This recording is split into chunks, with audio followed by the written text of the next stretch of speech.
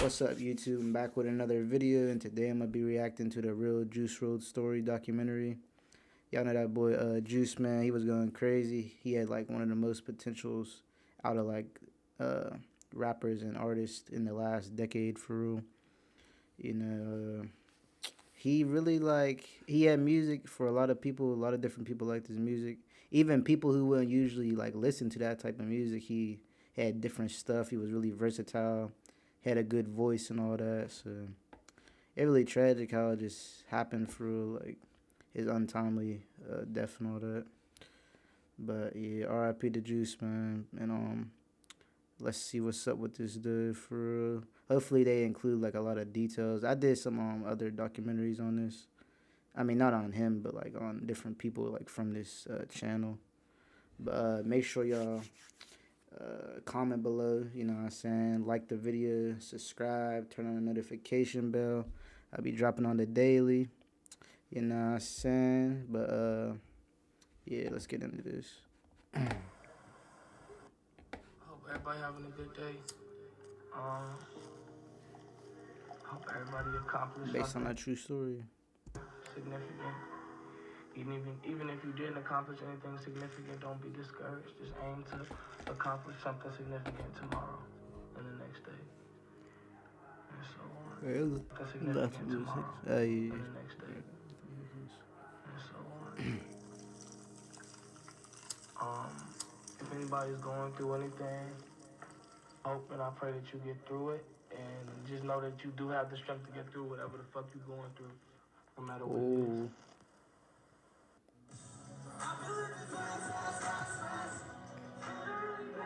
Juice could really sing too. He didn't even need auto tune. Like he just had that voice. Now on the sudden death of rapper Juice Wrld. Rapper Juice Wrld is dead after suffering a seizure at Chicago's Midway Airport. Jared Higgins was born on December 2nd, 1998 in Chicago, Illinois. He was really young too. Like that's wild to me. He really died at like 21. Like that's so crazy. In the rough area of Southside Chicago, he spent his childhood living in the suburbs of Calumet Park before moving to Homewood. When Jared was just 3 years old, his parents would separate. Jared and his older brother would stay with his mother. She would take on the responsibility of raising them both on her own, and they would have little contact with their dad after this. I mean, she's like, I don't know, one of the proudest people ever. Like, she's like been my biggest supporter and cheerleader since birth. So, while Jared was little, he would get musical influence from rock bands like Fall Out Boy, Blink-182, and Black Sabbath. The reason this is important to note is because these influences would play a major role in his style much later down the road. Yeah, he was a mix of rap and rock, so that was another interesting thing about him for real.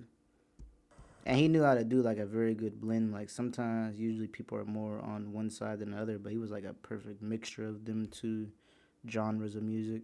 At the time, he didn't know this, and the reason he listened to so much rock in the first place was simply because his mother did not approve of any rap music being played in their home. When he was just 4 years old, he began learning how to play the piano. As Jared grew older, his taste in music would broaden. While staying at his cousins' houses, he began listening to a lot of rap like Gucci Mane and Young Jeezy. Because he wasn't allowed to listen to this type of music in his own home, he would often come home and recite the songs to himself. And if he forgot the words to certain parts, he would replace it with a freestyle with his own lyrics. This was the beginning of him discovering his musical talent and undeniable skill to freestyle. By the time Jared was in middle school going into high school, he was heavily influenced by people like Future, where he even states Future's music encouraged him to try lean and take Xanax at a young age. Yeah, that's the crazy thing. He ended up doing a whole album with Future, and that was pretty good for the little Wrld on Drugs project. While attending Homewood High School, Jared had a friend named Jalen who started a radio show from inside their school. a couple words off the brain, switch it to the membrane. I shoot threes like Steve Nash. Yes, boy, I straight drain. People say I'm crazy, but my bars going insane. You hear me on the radio, spitting radio wave. This ultimately gave him a platform to improve he could and freestyle showcase too. his freestyling abilities. After months of this going on, Jared began to be known within the school as the best freestyler, and people began to encourage him to start He writing freestyled and for like an recording hour songs. on the one He show. began to really absorb all the music and stop caring about school and his homework. Jared's love for rock music never left either, though. He even admits to meeting a girl at school around this time In an attempt to impress her, he started listening to her favorite bands like Panic at the Disco and Green Day, even teaching himself the guitar Green Day go crazy. So from watching YouTube tutorials. This blend of interests would ultimately form the foundation of his musical style. Funny enough, the first song he ever recorded was in 2014, and it was a song he wrote for his high school crush. These words are so overdue, and you're so over cute, so beautiful to my cubicle. When you around, you so marvelous view. By the time he was a sophomore in high school, he decided to take the advice of his peers. He created a SoundCloud account under the name Juice the Kid. In January 2015, he uploaded his first mixtape titled What Is Love? Wait, it was Juice the Kid. 2015. In January 2015, he uploaded his first I say he mixtape was rapping for like really, you could say 5-6 years. titled What Is Love, which only consisted of one song, Forever. Although dropping his first song online was a step in the right direction, he was still very young and couldn't afford to purchase studio time, leaving him to record a lot of his early music from his cell phone. Like, I used to have to scramble for money to get like 2 hours at the studio.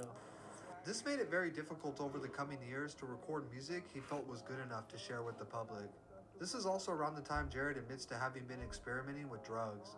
While most of the kids his age was smoking weed, he was taking perks and Xanax. From 2015 to 2016, Yeah, stay away from them drugs, man. There ain't nothing good that come from that.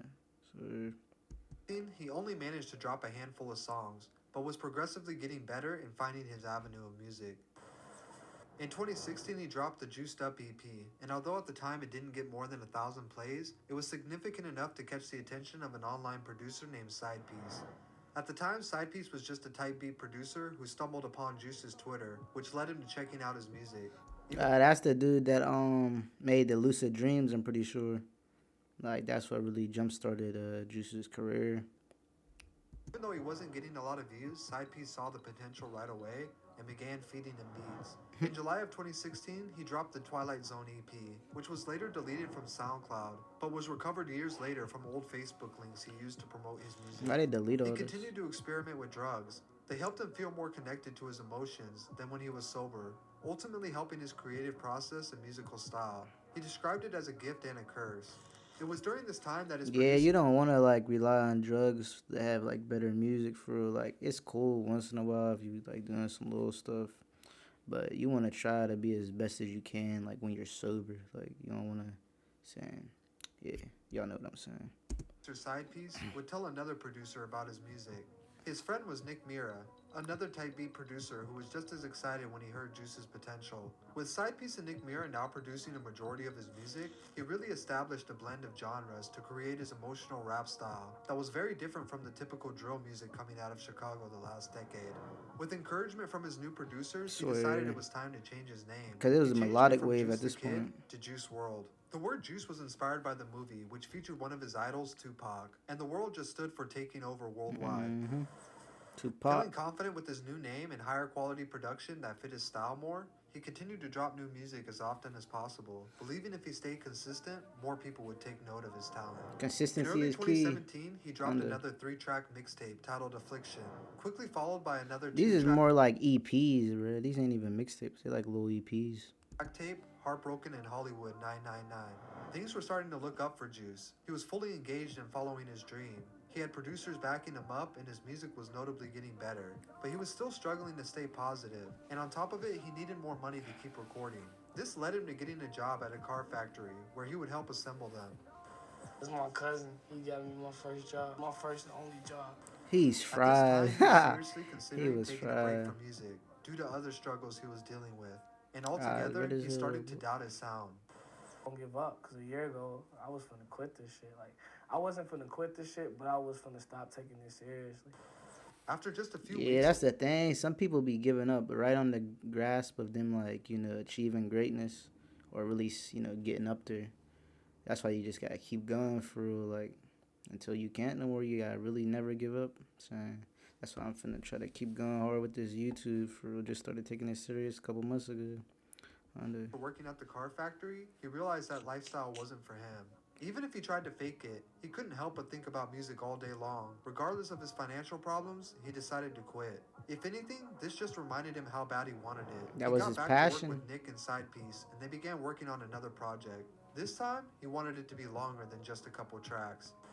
On June 15, Yeah, 2017, that's the he joint I dropped his used to. first full-length mixtape titled 999 on SoundCloud. The entire tape was co-produced by Sidepiece and Nick Mira. The second song on the tape was titled Lucid Dreams, That's but it the wouldn't joint initially blow up. The tape under did give Juice WRLD his first that taste Lucid of Dreams. recognition from the mainstream though, where artists like Waka Flocka and producer Southside both checked out the project and gave him credit for his good work. This small but valid buzz gained him a few thousand plays on SoundCloud, which at the time meant the world to him. He knew he had to go back to dropping music while he was getting a little bit of attention. In October, he dropped another 2-song tape with Nick Mira titled Binge Drinking Music, followed by multiple singles before dropping one last project at the end of 2017. I admit it, another hoe got me Mm, finished. Broke my heart, heart, oh oh no, no, you you didn't. didn't. On December 22nd, Hey he dropped man, Nothing's that boy Different. really has some bangers. Although it was only 3 songs, the first track was All Girls Are the Same, and this would catch the attention of Cole Bennett and Lyrical Lemonade, who at the time was Under just Cole starting to get Bennett. recognized for their music videos and their blogs that covered new He music the coming out best of editor Chicago. out for real. I made that song in the moment, and I kept it and dropped it because it was how I was feeling. Like it was like pure emotion. Cole would write, I was unfamiliar with Juice before stumbling across the intro track, All Girls Are the Same, which led me to find his EP, and I must admit that I was pleasantly surprised. It's a pretty short listen, considering that it's just 3 songs in length, but the impact it left felt like more of a full-length project. Cole wasn't the only one from Chicago who caught wind of this song. Lil Bibby, a well-known Chicago veteran, That's got a the hold of crazy Juice's part. music after DJ Victorious sent Lil Bibby All Girls Are the Same and Lucid Dreams to check out. After Lil Bibby Baby was a drill rapper. That's what he started off as. That's why in the beginning when dude mentioned like Juice WRLD, like it was a fresh like breath of air because like it was mostly just drill rappers like for a 10-year span. Her, Bibby, Dirk, Pappy, he had Vaughn, Polo G, Chief Keef obviously who blew it up. Like all of them, King Louis, Lil Reese, Freda, like all them type people. They that was all drill rappers for real. And then Juice came on the melodic stuff, and then it's ironic that a drill rapper, who turned into a producer is the one that signed Bibby and all that. I mean, who signed Juice WRLD, you know what I'm saying? Oh, what the fuck?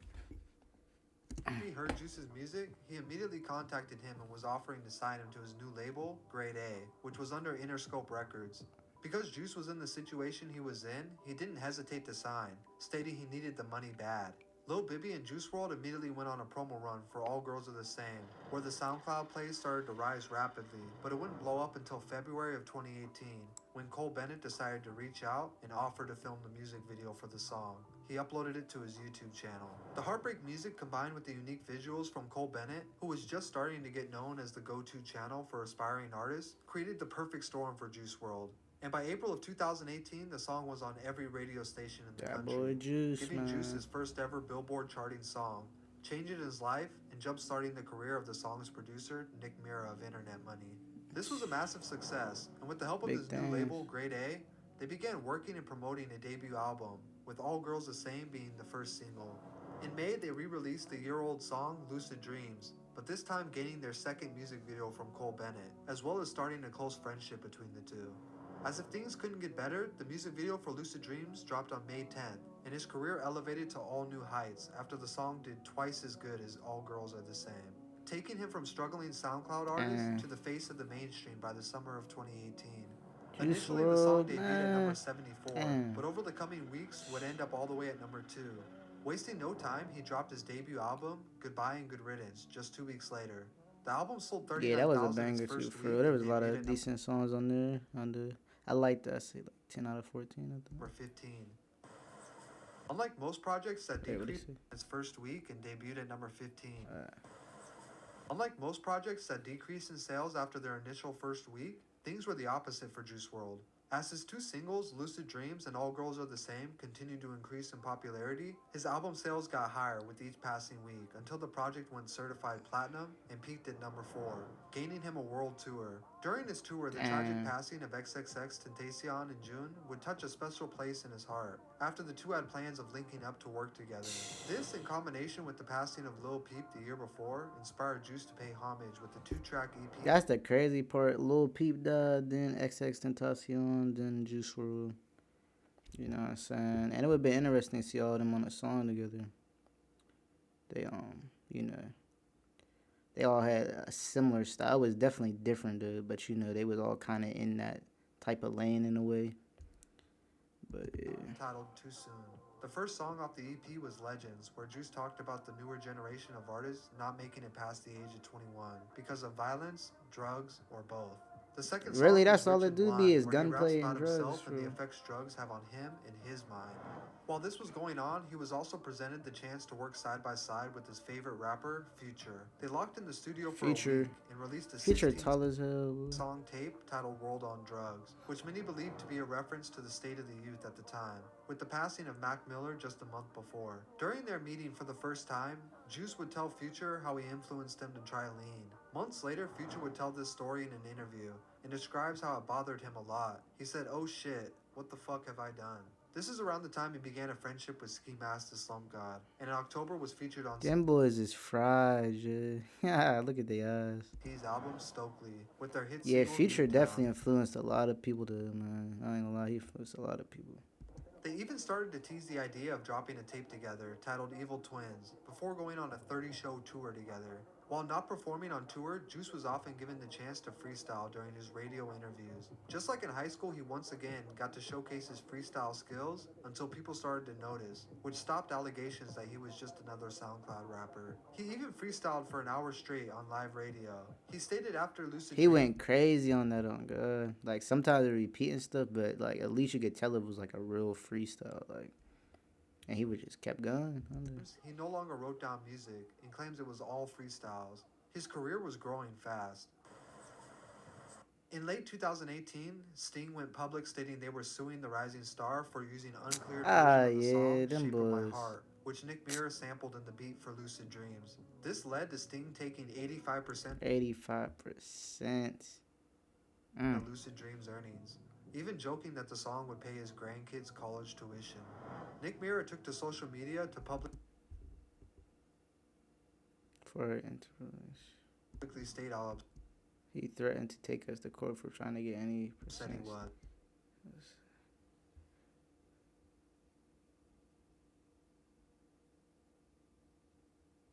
Damn. But Juice seemed to be unbothered despite Mira took to social media to publicly state how upset he was. But Juice seemed to be unbothered despite potentially losing millions of dollars.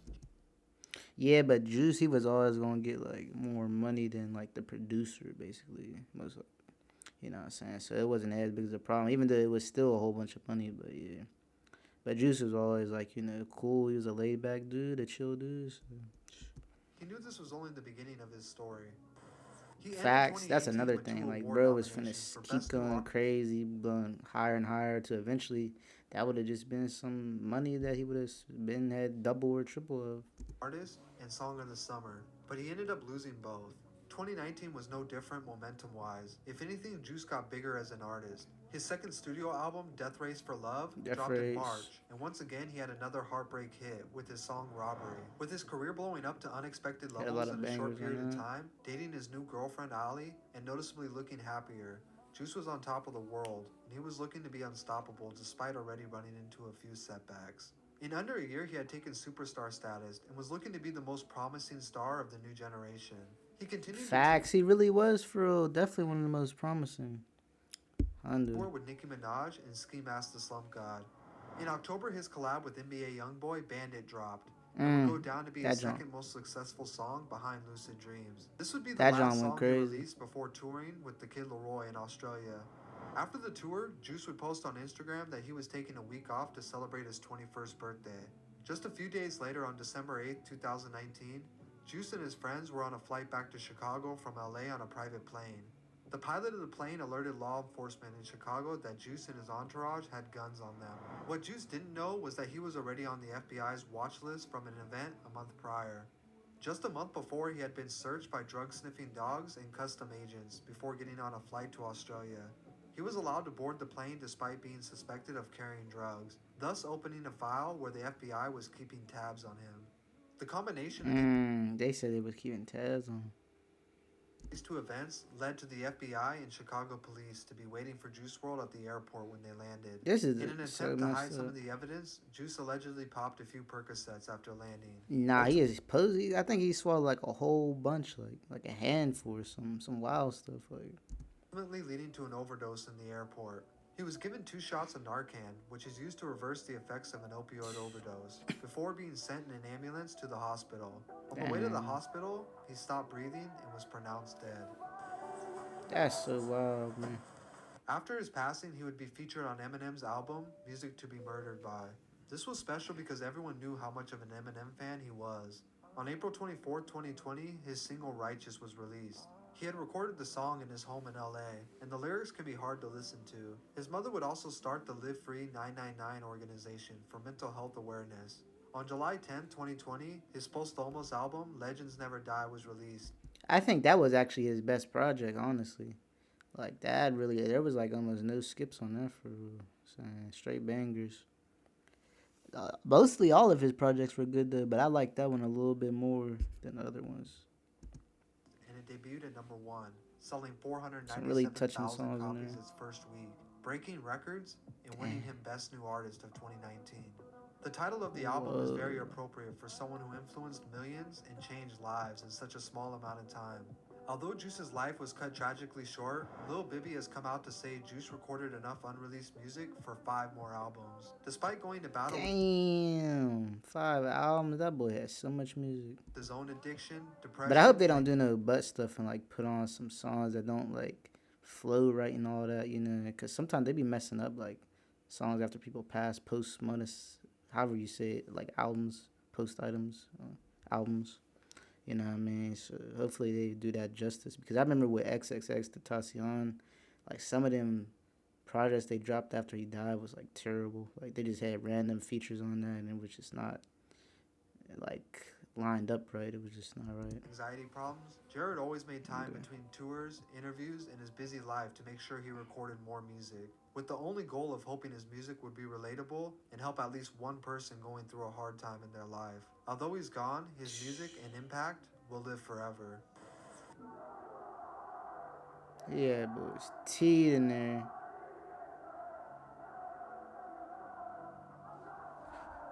That boy Juice, man. That boy Juice.